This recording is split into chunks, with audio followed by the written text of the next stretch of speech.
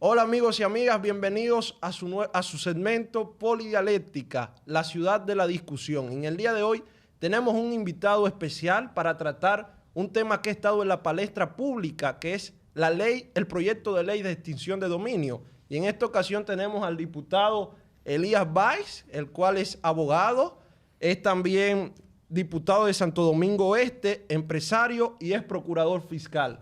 ¿Cómo está, diputado? Saludando, ¿cómo están ustedes? Placer para mí estar aquí. No, el placer es nuestro. Bueno, diputado, como ya hemos hablado, vamos a estar tratando el tema de la ley de extinción de dominio, el cual tengo entendido que usted es el vicepresidente de la comisión bicameral que ha estado estudiando ese proyecto. Así es. ¿Y qué es la ley de extinción de dominio? De manera llana para que también los jóvenes que nos están viendo puedan entender.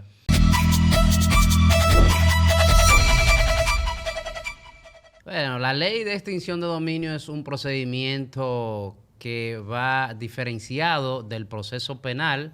Ustedes saben que para el decomiso de bienes que vienen producto de un delito, tiene que haber un proceso penal, tú tienes que ser condenado, tú tienes que ser juzgado, primera instancia, segunda instancia y hasta la Suprema Corte, es decir, con una sentencia irrevocablemente juzgada, definitiva. Sin embargo, se crea la ley de extinción de dominio con un procedimiento aparte del proceso penal, que en vez de enjuiciarte a ti como persona culpable de un delito, se enjuician a los bienes productos de un delito. Es decir, que no se hace un proceso penal a la persona que cometió el delito, sino se hace un proceso a los bienes que provienen de un delito para decomisarlo a favor del Estado Dominicano o de cualquier estado en los países que ya existe, como México, Guatemala, Costa Rica, Colombia. ¿Listo? ¿Y qué usted cree? ¿Qué usted cree de esa ley? Esa ley es muy importante. Es muy importante. ¿Está de acuerdo con esa ley? Porque hay mucho temor, mucho miedo. Sí. La gente cree que es una ley para avasallar, para abusar. No. Nosotros tenemos la ley de lavado de activos, que es una ley prácticamente, es peor que la ley de extinción. Igual o peor de estricta. Es peor, porque la ley de lavado, además de quitarte los bienes, te mete preso. Y esta ley no te mete preso, solamente te quita los bienes. Y si tú quieres hacer daño, vas a hacer daño con la ley de lavado, no necesariamente tiene que ser con la de extinción. Y entonces es necesaria, ¿por qué?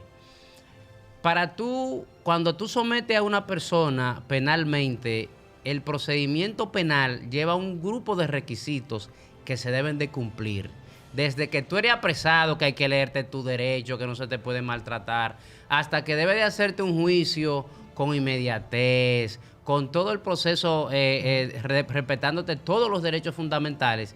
Y si hay una violación a cualquier procedimiento de eso, por ejemplo, en el allanamiento donde hubo la droga y se apresó, el policía allanó sin una orden de un juez.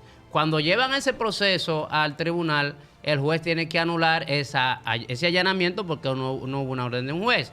Esa droga hay que sacarla del proceso, por lo tanto, usted es cargado por falta de prueba, porque no hay prueba. La prueba se expulsó, pero no quiere decir que usted no vende droga y que usted no tenía la droga. Claro. Y entonces, usted sale descargado y usted sale libre. Y usted sale rico con todo su dinero que usted vendía la droga y todo eso. ¿Qué hace la ley de extinción? Bueno, el proceso penal te descargó por un subterfugio jurídico porque había que cumplir un procedimiento. Pues yo estoy aquí para quitarte ese dinero porque sí sabemos que tú cometiste el hecho. Y por eso es importante esta ley. Pero además, aquí la mayoría de los narcotraficantes que extraditan se van a Estados Unidos, hacen un acuerdo con Estados Unidos, tienen todos sus bienes aquí, no pueden venir a ser procesados porque tú no puedes ser juzgado 2 veces por la misma causa. Allá vienen 2 años, hacen un acuerdo y aquí vienen ricos. A gozar su riqueza. Y entonces viene la ley de extinción de dominio y dice, te estoy esperando aquí para quitarte tu dinero. Incluso ellos allá presos, la ley de extinción puede el procedimiento empezar a quitarle los bienes. O sea, porque a los bienes no es necesariamente que tiene que estar el procesado, que es la diferencia en el proceso penal, que tú obligatoriamente tienes que estar. O sea, por eso es importante esta ley. Pero además, los corruptos que se roban el dinero cuando están en el gobierno, Ustedes ven muchos que descargan porque falta de prueba, por las cosas que pasan en el proceso penal. Pero sabemos que tú eres rico, o sea, tú te enriqueciste ganando 100 mil pesos, tú me tienes en una cuenta 20 millones, compraste una villa de 50 millones, tienes un avión, oye, por Dios, se supone que robaste. Entonces ahí entra la distinción de dominio. Hay un tema, y es en cuanto al procedimiento. Ciertamente, según usted nos ha descrito, es una ley importante y que puede ayudar al país, pero he visto principalmente en las redes juristas importantes que han publicado artículos criticando o cuestionando si se trata de una ley orgánica, de un proyecto de ley orgánica o un proyecto de ley ordinaria. Y basado en el hecho de que, por ejemplo, se cita el artículo 112 de la Constitución, que habla sobre las leyes relativas al orden público, policía y la seguridad, obligan a todos los habitantes del territorio, que es donde se habla de ley orgánica. ¿Usted considera el proyecto está concebido como una ley orgánica donde se necesitaría de las 2/3 partes o es una ley ordinaria que sería la mitad más uno? Mira, los abogados tenemos tesis, que cada abogado cuando va a un tribunal, sea civil, laboral o penal, lleva una tesis. Yo como abogado de la defensa llevo mi tesis, tú como abogado demandante lleva tu tesis, y va un tercero a verificar cuál de la tesis es real o cuál es más, se asemeja más a las leyes. ¿Qué pasa con los bienes ilícitos? Tú cometes un robo, ese bien, ese dinero que tú te robaste, tú lo tienes en tu bolsillo, fuiste a un banco, te lo robaste. Tienes tu derecho de propiedad sobre ese dinero cuando te lo robaste y ese dinero no es tuyo. Vendiste 50 kilos de droga y la ley dice que está prohibido vender droga. Entonces, tú tienes el $1.000.000 de la venta de droga. Tienes tu derecho de propiedad sobre ese bien ilícito. O sea, se concretó. Porque, ¿qué es lo que dice la Constitución? El derecho de propiedad es un derecho fundamental, pero es el derecho de propiedad concretado en base a lo legal, a lo lícito. Y entonces, ¿cuál es la tesis de nosotros? Los que entendemos que es una ley ordinaria, pues que lo ilícito no puede dar lugar a la licitud. O sea, eso ahora, claro. Un bien, derecho de propiedad que usted compró, que usted trabajó, podríamos llamarle. Pero aquí estamos hablando de una ley de extinción de dominio sobre bienes de origen ilícito. Si todos son ilícitos, tú no puedes tener fundamentado un derecho de propiedad que te avale la ley, que te avale la Constitución, porque es en base a la ilicitud. Es como llamamos en el delito de los tipos penales, hablamos de el árbol envenenado. Cuando tú cometes una falta procesal, todo lo que deriva de ahí se dañó. Entonces, el árbol envenenado da fruto envenenado. Y tú no puedes de lo ilegal sacar lo legal. Disculpe que a mis compañeros, pero hay una pregunta que es fundamental. Sí, porque hablamos él es abogado. Hablamos de ilicitud. ¿Cuál abogado? Hablamos de ilicitud, pero ¿quién ha determinado que es ilícito si no se ha dado un proceso penal en el que se presente un fallo de prueba? Ahí va yo, y perdón también. O sea, dale, perfecto. Entendemos, hay una denuncia del señor Pedro, ¿verdad? Mira, entendemos que ese carro que Juan tiene no fue comprado con dinero lícito. Ya, ahí le retienen el carro o hay todo un procedimiento de por medio de investigación para después saber si ciertamente es ilícito. Porque existe también la presunción de inocencia. Porque yo creo que la población, más que la preocupación de la ley tal cual, es los mecanismos y los procedimientos de la ley. Y yo creo que eso es lo que hay que atacar, ¿no? Mira, lo que pasa es que, vamos a ver, si es orgánica tiene que ser aprobada con 2/3 partes de los presentes, si es ordinaria con la mayoría de votos de los presentes. Si, como tú dices, puedes haber que tú me estés enjuiciando a mí porque crees que mis bienes son ilícitos y resulta que son lícitos luego. Y entonces tú cuestionaste mi derecho fundamental de propiedad y esa ley debió ser orgánica. Por ejemplo, vamos ahí. Y yo te digo, si lo que se busca es tener la ley,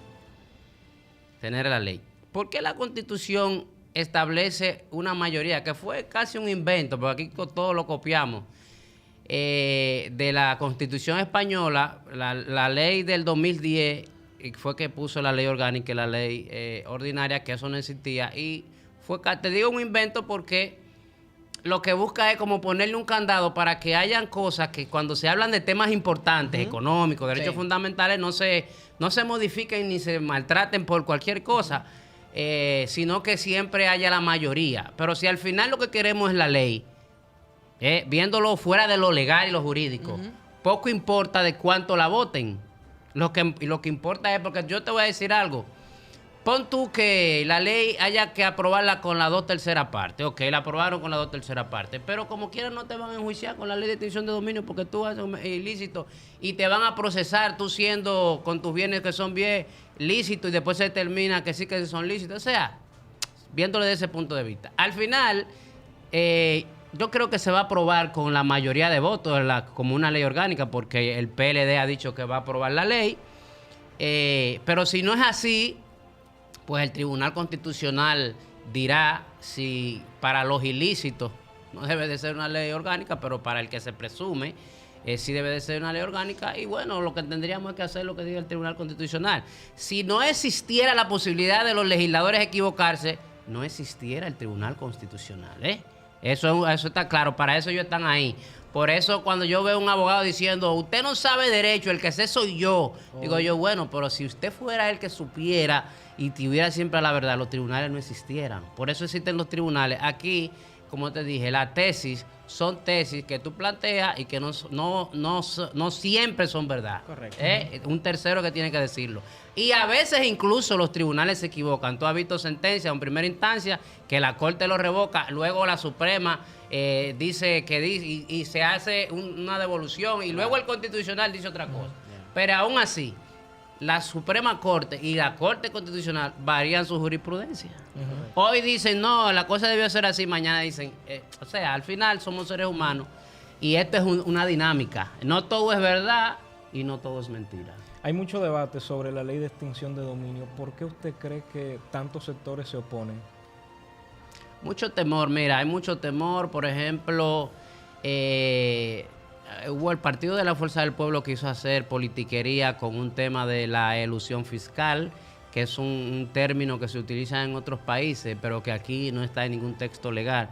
Y como la ley de extinción de dominio se trata de perseguir delitos que perseguir bienes porque se han cometido un delito, y si la ilusión no es un delito, pues no podía ponerse en la ley.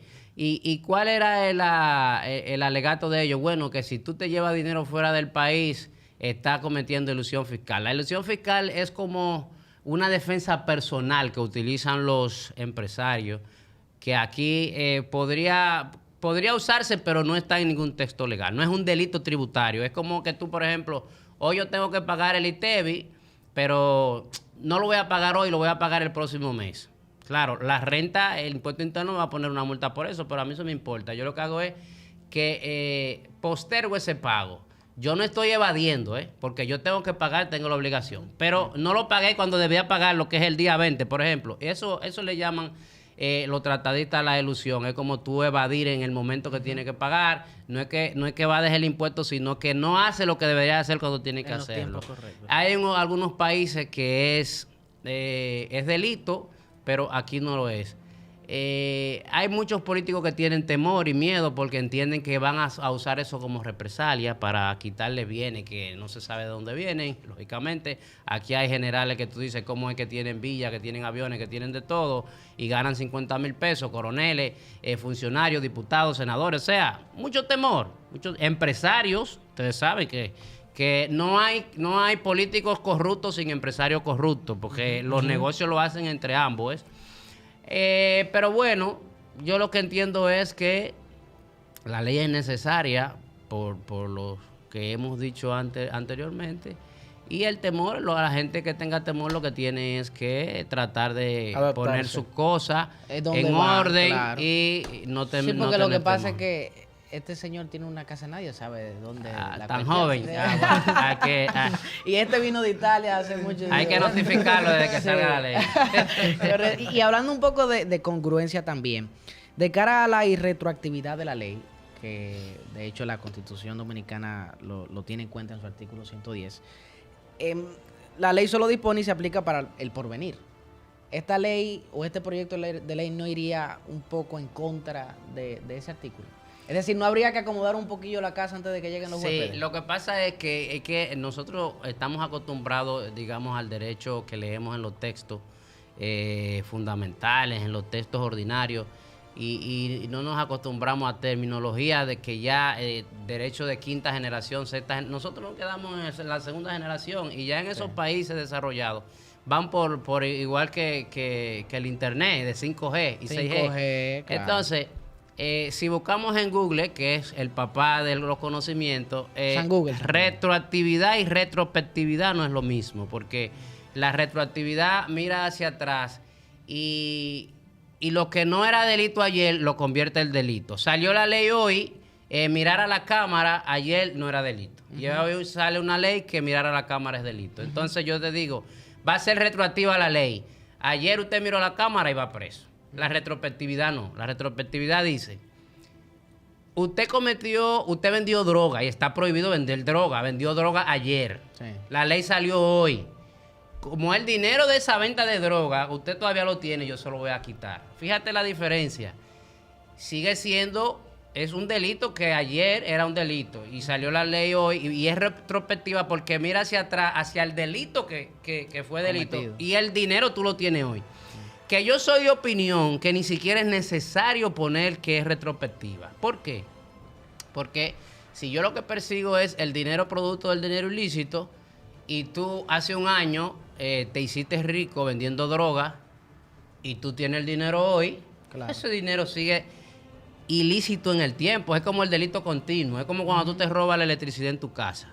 Tú tienes un año robándotela y ese delito es continuo, ¿verdad? Entonces, el dinero ilícito de la venta de droga, que la vendiste hace un año, pero hoy tú disfrutas tu Mercedes-Benz, tu Claro. casa, ¿de dónde usted se consigue dinero? Bueno, de los kilos que vendía.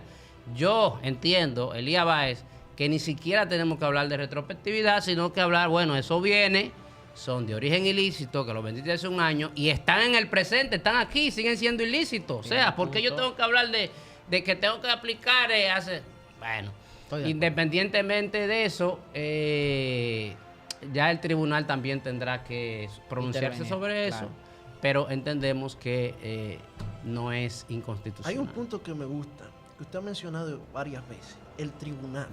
El tribunal. Parece que se tenga la certeza de que la ley va a terminar en el Tribunal Constitucional, porque ciertamente hay algunas falencias constitucionales según la hemos visto. Pero yo quiero concentrarme en el siguiente elemento. En el 2010 es que se introduce el término de extinción de dominio y es una ley que hace 12 años que se debió crear y que ha estado caminando en el Congreso y no se ha logrado consensuar por una u otra razón. Mi pregunta es la siguiente.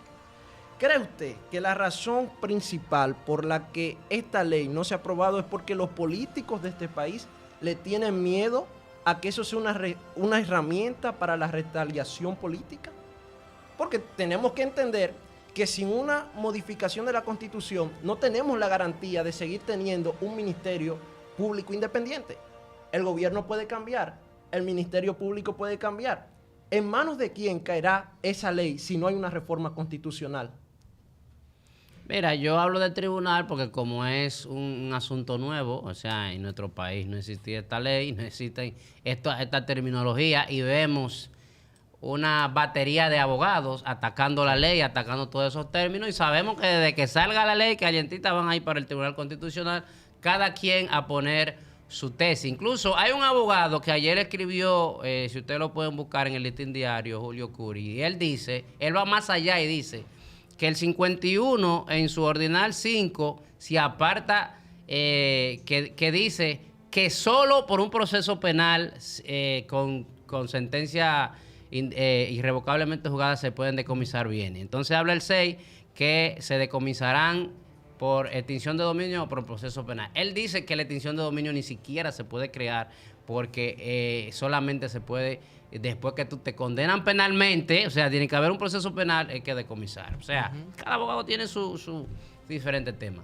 Por eso nosotros entendemos que, bueno, al final todo el mundo va a ir al Tribunal Constitucional.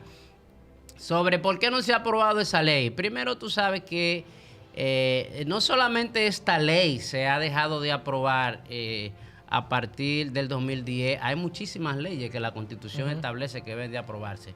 Y hay una ley incluso de desarrollo 2030 que también prevé el ordenamiento territorial, el proyecto de agua, muchísimas leyes que no se han aprobado porque los políticos no se han puesto de acuerdo. Yo digo que la ley de extinción no es por temor, porque te digo, la ley de lavado está ahí y es más fuerte que la misma ley de extinción.